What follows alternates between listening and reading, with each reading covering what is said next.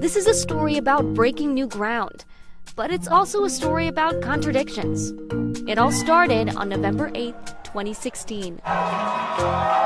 Relax. This isn't another story about Donald Trump. It's about her, Ilhan Omar. But here's the thing. On the same day Americans elected him, I think Islam hates us. There's a tremendous hatred. We have to get to the bottom of it. they also elected her, a headscarf-wearing Somali refugee Muslim woman. We did it! Since then, hate crimes have been on the rise nationally. But so have female candidates, and minority candidates, and minority female candidates. So how is it that anti-immigrant, anti-Muslim, not to mention anti-women rhetoric is so prominent, but candidates like Ilhan are more successful than ever? In 2016, I realized that in this district we were being represented by someone who, unlike me, did not realize how hard it was to have a conversation with your black son about what it means to behave once you are being pulled over by the cops. So she ran and ended up in the Minnesota State House. Now she's a Democratic nominee for the state's 5th district, Congress. And considering the last time a Republican held that seat was 1963, there's a pretty good chance she's going to Washington. You're going to be the first Somali-American in Congress, the first refugee from Africa, one of the first Muslim women, the first woman in a headscarf, and the first woman of color representing Minnesota in Congress. Yeah, Did I get them all? I think you might have gotten. Okay, that's the part I was most nervous about. It's really exciting, I think, to be someone who others can see themselves in all the multiple identities that I represent. Ilhan's family fled the civil war in Somalia when she was 8. It's funny. You might not know it from looking at us, but my own story isn't all that different from Ilhan's. I left my home country of Ukraine when I was 8 years old and moved here, and I am an American. I think for some people who were born here, sometimes they might struggle to understand how someone who wasn't born here could be as eager to participate as they are. We love this democracy only in a way that someone who has experienced the absence of it could. Maybe that's partially it. Maybe the reason candidates like Ilhan are succeeding is because that perspective, it's refreshing. I call David Hopkins. He studies campaigns. Dave Hopkins. Do minority candidates campaign differently?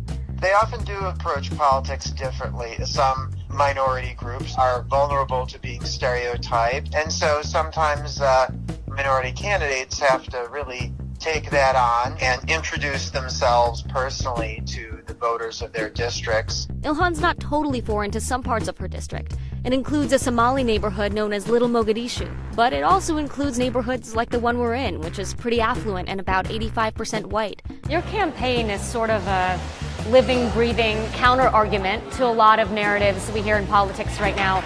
Narratives like millennials aren't engaged. Nearly 50% of my constituents are under the age of 24, and so no one thought that they show up and they vote.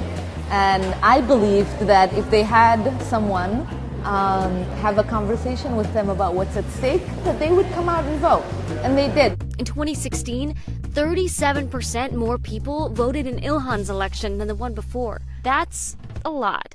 For every dollar that we spent on advertisement, we spent $4 talking to people. That's how we built this campaign. How old are you? I am 21 years old.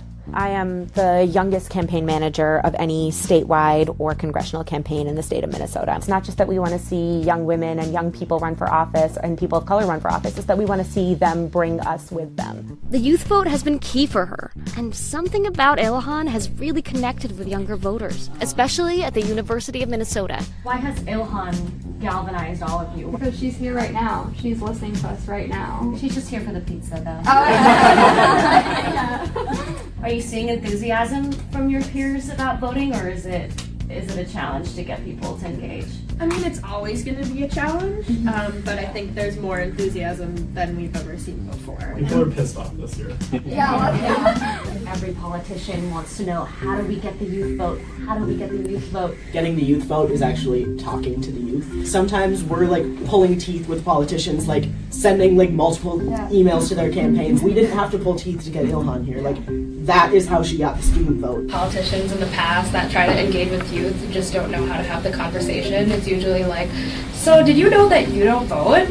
The conversation should really be like, hey, did you know that voting for this candidate can help reduce the amount of money you're paying for groceries every month? So, I know I said this wasn't about Trump, but it kind of is. Ilhan's getting up close with voters. Trump got to them on Twitter. Both are circumventing the usual system. And there's another contradiction. It might be they're succeeding for the same reason. They're both doing something different.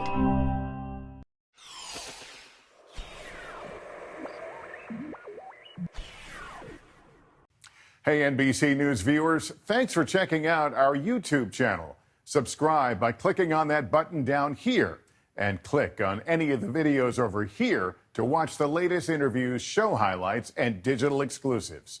Thanks for watching.